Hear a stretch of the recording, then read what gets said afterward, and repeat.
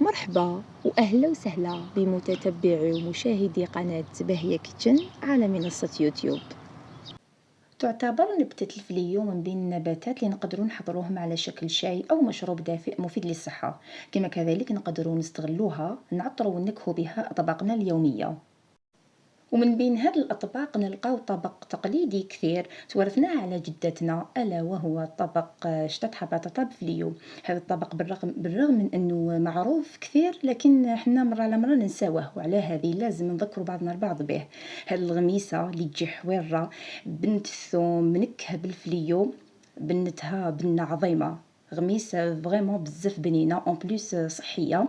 انا شخصيا نحبها، خاصه عرفتوا كيفاش طيبوها في الاخير تحصلوا على نتيجه مالغري انها خاليه من اي نوع من اللحوم، لكن تجيب بنينه. وهذا واش راح يكون وصفتنا النهار اليوم ان شاء الله، خليكم معنا. للوصفة نسحقوا كمية من البطاطا رطل كيلو على حسب عدد أفراد العائلة ديالكم. نقطعوها دي غونديل، ما يكونوا خشن ما يكونوا رقاق. ولا كانت حبة البطاطا ديالكم كبيرة تقدروا تقطعوا هذوك الدوائر على اثنين. نسحقوا كذلك كمكون أساسي ربيطة تاع الفليو، دو بريفيرونس أن يكون هذا الفليو اللي ورقته رقيقة، يعني إلا كان توفر عندكم خير وخير، لأنه الريحة ديالو قوية، الفائدة ديالو عظيمة. والبنة يعني ما عندي ما نقول عليها، هذا هو اللي يمدلكم البنه البطاطا فليو ديالكم. يعني هذا نادرا ما يتوفر في الاسواق، لكن قدرتوا توفروه خير وخير. ندوزو نحضروا الدرسه اللي حنقليو فيها البطاطا ديالنا. للدرسة نسحقو سنينات تاع الثوم أو حوالي راس تاع الثوم، نضيفو عليهم كمية الملح اللي تكون على حساب البطاطا اللي حنطيبوها، كمية الغمسة اللي حنطيبوها. الثوم هنا كذلك يعتبر مكون رئيسي وأساسي في البنة تاع بطاطا فليو ديالنا. كتوابل نحتاجو نصف ملعقة فلفل أسود، يعني شوية تاع فلفل أسود فقط. نسحقو نصف ملعقة تاع فلفل داريس ولا فلفل حار. لما كنتو ما تحبوش الحار، يعني ولا أفراد عائلتكم ما يحبوش الحار، تقدروا تنازلوا عليه نهائيا، لكن هي حارة تجي بنين أكثر.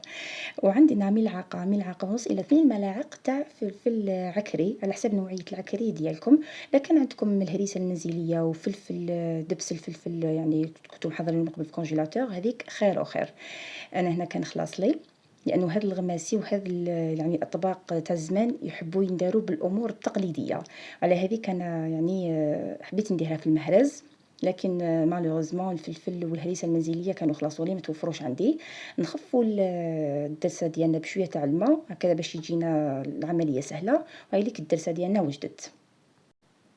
نجو نطيب هنا فواش حنطيبها. هي البطاطا دو بريفيرونس انكم طيبوها في حاجه تكون يعني واسعه شويه باش طيب في غرضها وطيب لكم بالطبع، يعني ما تلبسش مع بعضها البعض.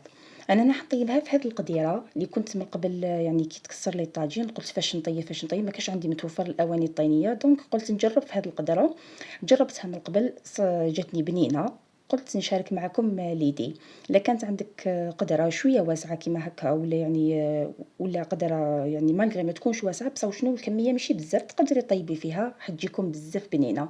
ويعني انا هذا الاطباق التقليديه تاع زمان واللي توارثناهم على جداتنا نحب يعني نطيبهم في الاواني الفخاريه ولو اواني تاع الطين، يطيبوا غير في غرضهم، يعني ما نغلقش عليهم في لاكوكوت غير الا كنت مزروبه، راح يجوا بنان يعني تستبنوهم.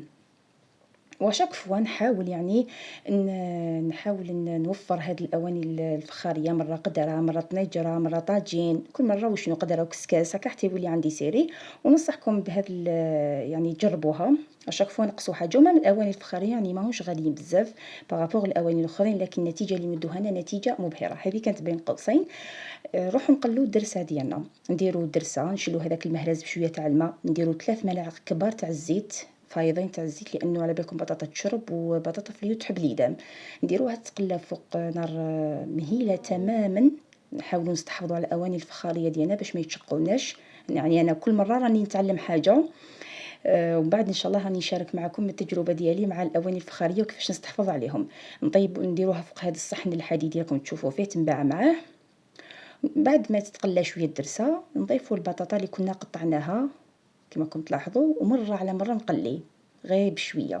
كما قلت لكم هاد الاواني الفخاريه كي طيبوا فيهم طيب الماكله غير في غرضها تجي صحيه وبزاف بنينه. فوالا نقليها، نحاول نقليها نخلي كامل هذيك لاصوص تشرب في هذيك البطاطا ونغطيها ونعاود نرجع ليها. يعني تبدا طيب غير في غرضها. هاي ليك تبدا دير لنا في البخار غير بشوي، يعني درتها يعني كما كتشوفوا في الفرن الصغير كامل، ونقصت لها ومن بعد كي تسخن القدره شويه، يعني ما نخلعهاش ديريكتومون، نقوي لها باش ما تتشققش معايا. هاي ليك شوفوا بدات يعني كي طيبوا في الاواني الفخاريه راح تلاحظوا باللي هذيك الزيت ولا هذاك المرق ما راحش ينشف معاكم، بالعكس راح شاك فوا هي اللي تطلق الماء ديالها، وبالتالي ما راحش نضيفوا لنا بزاف، دونك الماكله ما راحش تجينا صامته. يعني حطيب غير في هذيك لاصوص ديالها، في هذيك الدرسه هي طلق الماء ديالها، ما راحش تجينا كامل صامته. فوالا هنا تلاحظوا ديجا في التقليه راه بدا يدخلها طياب، على بالكم بليك البطاطا طيب بالخف، خاصه البطاطا اللي تجي في هذا الوقت تجي يعني شابه، طيب بالخف وتجي بنينه.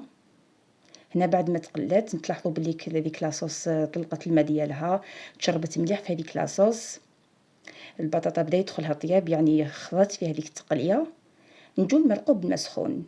التمراق كذلك يكون على حساب بالماء سخون، يكون على حساب كميه البطاطا اللي عندكم، يعني ماشي تعوموها تفيضوها جوست ما تنغمس هذيك البطاطا. فوالا التمراق يكون على حساب كميه البطاطا اللي عندكم. نمرقوا عليها، نغطوها. بعدها انا ضفت هنا شويه تاع الفلفل العكري ديالي، انا كنت درت ملعقه ونص، لكن موش حمر بزاف، يعني موش نوعيه، كل مره كيفاش تكون نوعيه. دونك شفت بلي لازم نزيد نصف ملعقه بصح كيفاش تزيدوها، حلوها في شويه تاع الماء وضيفوها في شويه تاع الماء سخون وضيفوها. والامر المليح كذلك في يعني في الاواني الفخاريه راكم طيبوا في غرضكم وراكم تميزوا في الطبق ديالكم واش راهو ناقصو. فوالا نخلوها نغطوها، نخلوها طيب غير في غرضها، ونروحوا لربيطات الفليو ديالنا نغمروها هكا كامل في الماء، نبدلوا لها الماء شاك فوا. يعني هذا اللي ورقته صغيره ما يجيش فيه تراب بزاف، لانه طبيعي وما فيش هذوك المبيدات هذيك يجي بنين والريحه ديالو تجي قويه. نغيروا له عده مرات الماء، نخلوه فيه مده ربع ساعه، ما نخلوش فيه بزاف باسكو يصمط. بعدها واش نديرو، نقطروه في الكسكاس كما راكم تلاحظوا، ونجو نحولوا الوريقات ديالو هكا ورقه بورقه، ما نديروش هذوك الاعواد ديالو. فوالا ما نديروش هذوك الاعواد باش ما يجيناش فيه خيط المروره، باش الغميسه ديالنا ما تجيناش مره. ولا هذا العود نلوحوه نتخلصوا منه، دونك نحتفظوا غير بالاوراق، نحو كامل الاوراق. ومملا كان عندكم هذاك الفليول يعني اللي في الكبير، ديروه في الماء يتنعنع شويه، عاودوا الماء عده مرات، قطروه ونحو غير الاوراق.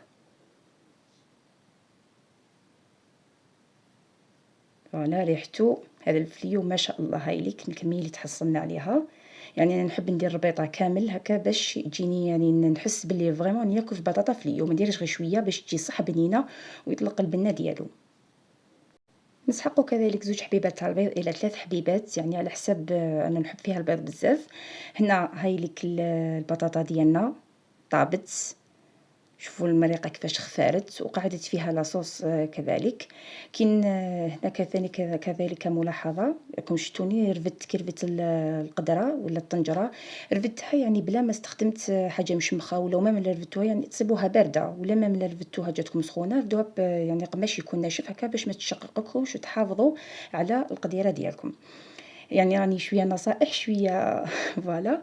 دونك هنا بعد ما ديروا الفليو ما خلوش يغلي بزاف باش ما يكحلناش، ماذا بينا يقعد لنا هكاك خضر منعنع، جوست واحد يجوزو 2 ثواني 5 ثواني هكاك، غير نفوتو نلوحوه، نروحو جوست موراه نديرو حبيبات تاع البيض ديالنا. هنا البيض ما حبيتوش يعني يكون طايب بزاف، دونك فقستو قباله، سينو نتوما تحبوا تضربوه، لا كنتو حابينو طايب بزاف تحبوا تضربوه وتفرغوه على البطاطا فليو ديالكم. هاي ليك بعد ما سقيتها، شوفوا كيفاش تجي بنتها بنه عظيمه، كما قلت لكم طبق صحي وبزاف بنينه. هذا الطبق يعني اللي مره على مره لازم علينا نديروه ونذكروا بعضنا البعض به. شوف كيفاش تجي تحافظ على لاصوص ديالها، ما تجيش يعني مزرزقه، ما تجيش مايهه وما تجيش ناشفه، يعني ما تصيبيش فاش تغمسي، كي تغمسي كل لقمه تغمسيها بحقها. وخاصة لا رافقناها وغمسناها بخبز مطلوع، خبز الدار، هنا وين تكتمل البنة. إن شاء الله فيديو اليوم كان أفادكم، وصفة اليوم كانت نالت إعجابكم، بصحتكم، شهية طيبة، وبقاو على خير.